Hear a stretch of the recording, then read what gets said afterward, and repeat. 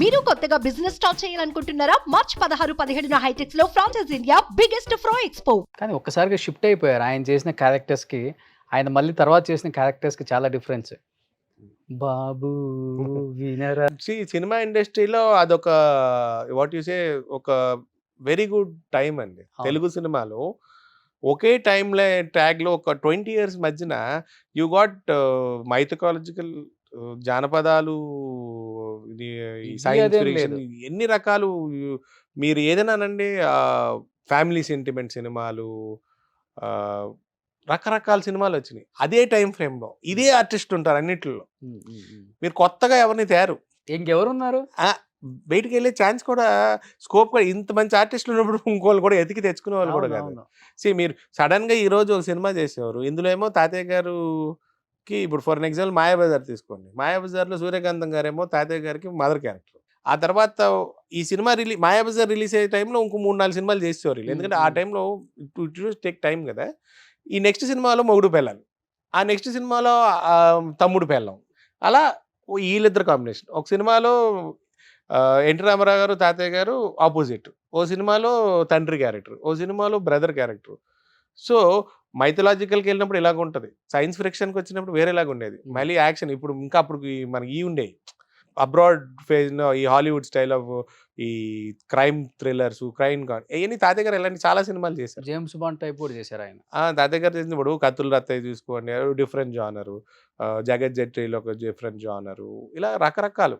వీళ్ళిద్దరి కాంబినేషన్ కూడా బాగుంటది. సూర్యకాంతం గారును అది గయ్యాలి, తాతగారు. అది అన్ని రకాల కాంబినేషన్లు ఉన్నాయి. ఆ! అన్ని రకాల కాంబినేషన్లో మేజర్ హిట్ అయిన కాంబినేషన్ అంటే గయ్యాలి పెళ్ళమును సాఫ్ట్ మొగుడు. అవును. ఇంకా అది బెస్ట్ అనమాట. ఎన్నన్నా మళ్ళీ ఆవిడ నోటికి భయపడినట్టు ఈయన యాక్టింగ్ చేశాడు. మళ్ళీ రిప్లైలు ఉండే, కౌంటర్లు ఉన్న, ఆ కాంబినేషన్ పెద్ద సక్సెస్. ఎలా ఉండేది వాళ్ళ బాండింగ్ అప్పట్లో? They were very good friends అండి. చాలా వరకు ఆ generation was very good friends. అసలుకి షూట్ అంటే క్యారేజీలతో బకెట్లతో తెస్తదంట కదా ఫుడ్ సూర్యకాంతమ్మ. అందరికి పెట్టడానికి, వడ్డించడానికి. ఆ జనరేషన్ చాలా మంది అంతేనండి. ఒకరోజు ఒకళ్ళు అనుకున్న వాళ్ళు తెప్పించేవారు. నేను చాలా విన్నాను అలాంటి. కానీ ఆమె రియల్ లైఫ్‌లో complete different. She is successful from that genre. ఆవిడకి గుర్తింపు తెచ్చింది ఆ కైండ్ ఆఫ్ క్యారెక్టర్స్. కానీ రోజు అలాగ ఉండలేదు కదా. అవును. That always a spark in your life.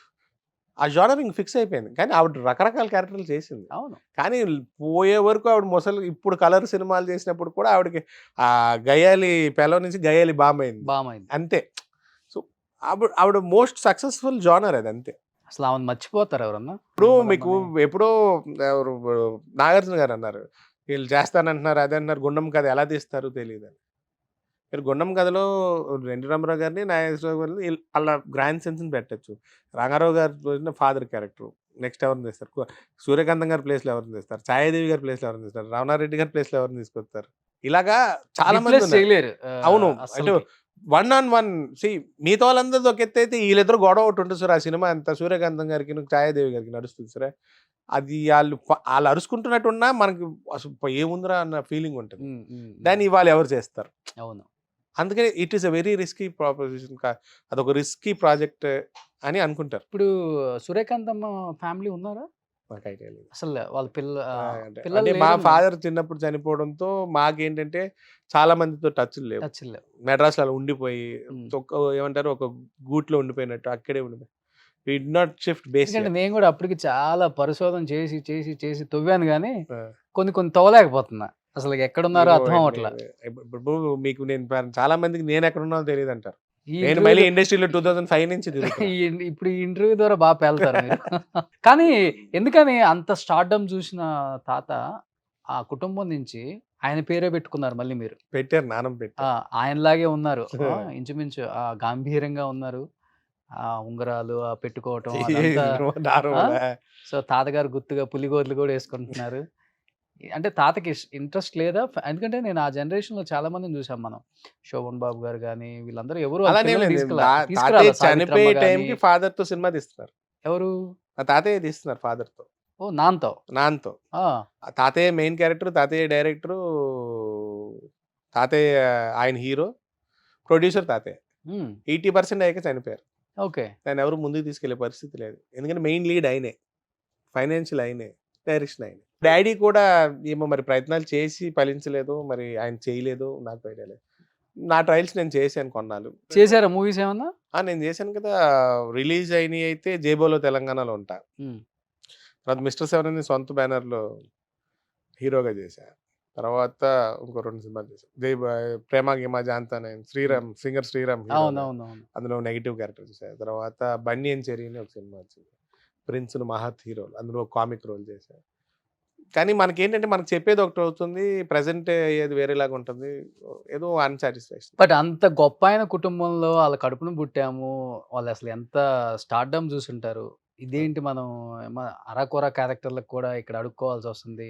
అది చాలా రోజులు బాధ అనిపించింది. అనిపించింది ఎప్పుడన్నా? చాలా చాలా చాలా. నేను సినిమా తీయడానికి కూడా కారణం ఏంటంటే అప్పటికి నేను అంత ప్రిపేర్డ్ కాదు. ప్రొడక్షన్ సైడ్ ఐడియా కూడా లేదు. నాకు సపోర్ట్ కూడా లేకుండే. 2 ఫ్రెండ్స్ని వాళ్ళని పెట్టుకుని చేశాను. ఎందుకంటే నేనున్నానని చూపించుకోవడానికి వేరే దారి కనబడలేదు నాకు. ఆయన ఫైనాన్షియల్ లాస్ అయినా దాని గురించి నేను పట్టించుకోలేదు. కానీ I wanted to project my self. నేను చాలా మంది డైరెక్టర్ లేరు, చాలా అందరినీ కలిసా, చాలా మంది పెద్ద పెద్ద డైరెక్టర్స్. ఎస్వి రంగారావు గారు మనవణ్ణి మీకు చెప్తే కొన్ని ఇన్సిడెంట్లు అది ఒక రకంగా ఉంటుంది. ఒక ఇన్సిడెంట్ చెప్పండి. ఒక ప్రముఖ డైరెక్టర్ గారు వెళ్తే నిన్న ఎవడో వచ్చాడండి మీ పేరు చెప్పి, మీరు మా ఒరిజినల్ ఆడ ఒరిజినల్ అడిగారు. లేచి నడుచుకుంటూ వెళ్ళిపోయా. ఓకే. నేను ఒక 5,000 రూపాయలతో ఫ్రమ్ 2005 to 2007 ఇక్కడ ట్రయల్స్ చేశాను. నాకు మంత్లీ 5,000 పంపించేవారు ఇంటి నుంచి. ఆ 5,000తోనే అన్ని చేశాను. అంటే నేను మా మదర్ వాళ్ళ బ్రదర్ ఇంట్లో ఉండేవాను కాబట్టి ఆ బోర్డింగ్ ఇది ఇష్యూ లేదు. బయట నేను జిమ్కి వెళ్ళాలన్నా నిన్నే మీ పేరు చెప్పి ఎవడో వచ్చాడండి అన్నాడు. ఇంకో డైరెక్టర్, ప్రముఖ డైరెక్టర్, మళ్ళీ అది ప్రముఖులే అందరూ. ఆయన అయితే చూశాక నీకు క్యారెక్టర్ రాస్తానులే తమ్ముడు, కానీ కొంచెం మీ తాతలాగా 2-3 గెటప్లు వేసుకుని ఫోటోలు పంపు చూద్దాం అన్నారు. నాకు ఏం సమాధానం చెప్పాలో అర్థం కాల. సరే సార్ అని చెప్పి లేసి వచ్చారు. మరి మన వాళ్ళు మైకులు పట్టుకుంటే పాత రోజుల్లో వాళ్ళని చూసి మేము ఇన్స్పైర్ అయ్యాం అది ఇది ఇది అని చెప్పి మీకు ఇంకా సొల్లంతా చెబుతారు కదా. అలాగే చెప్తారు. 2-3 బంధువులు డైరెక్టర్లు వాళ్ళ. ఇప్పుడే జేబోలో తెలంగాణ ఉంది. ఎన్ శంకర్ మా కాంపౌండ్ నుంచే వెళ్ళారు. ఆయన మెడ్రాస్లో ట్రయల్ చేసినప్పుడల్లా మా ఇంట్లో మా అంకుల్ ఫ్రెండ్. అట్లీస్ట్ ఆయన పిలిచి నాకు ఒక క్యారెక్టర్ చేసి పెట్టంటే, ఆయన చెప్పినప్పుడు ఉన్న క్యారెక్టర్ అవుట్ ఆఫ్ అది ప్లేస్ అది ఒక 2 రాష్ట్రాలు విడిపోయే టైంలో సినిమా. సో దాని ప్రకారం ఆయన క్యారెక్టర్ మార్చాల్సి వచ్చింది. దానికి నేనేం బ్యాడ్ ఫీల్ అవ్వట్లేదు. అట్లీస్ట్ ఆయన పిలిచి ఛాన్స్ ఇచ్చి పిలిచి నువ్వు చెయ్యి అన్నాడు. అలా ఒక సినిమా అయిపోయింది, స్టార్ట్ అయింది. నేను, అంజలీదేవి గారి గ్రాండ్ డాటర్, రావు రమేష్ గారు ఫస్ట్. అంజలీదేవి గారి ఫ్యామిలీ ఉన్నారు కదా, వాళ్ళ గ్రాండ్ డాటర్ హీరోయిన్. 2005లో లాంచ్. నేను హీరో, ఆవిడ వాళ్ళ గ్రాండ్ డాటర్. ఆ అమ్మాయి హీరోయిన్, యూఎస్ లో డాక్టర్. ఆ అమ్మాయి హీరోయిన్, నేను హీరో. రావు రమేష్ గారు ఫస్ట్ సినిమా నెగిటివ్ క్యారెక్టర్ 2005లో అయిపోయింది. అది అయిపోయింది. ఒక 10 days షూట్ అయ్యాక. వాళ్ళిద్దరి మధ్యన డిస్ప్యూట్ అని కొంతమంది అంటారు. హీరోయిన్ మార్చి తీద్దామని ప్లాన్ చేశారు, కానీ అది వర్కౌట్ అవ్వాలి. సుమన్ టీవీలో మీ పర్సనల్ అండ్ బిజినెస్ ప్రమోషన్స్ కోసం కింది నెంబర్కి కాంటాక్ట్ చేయండి.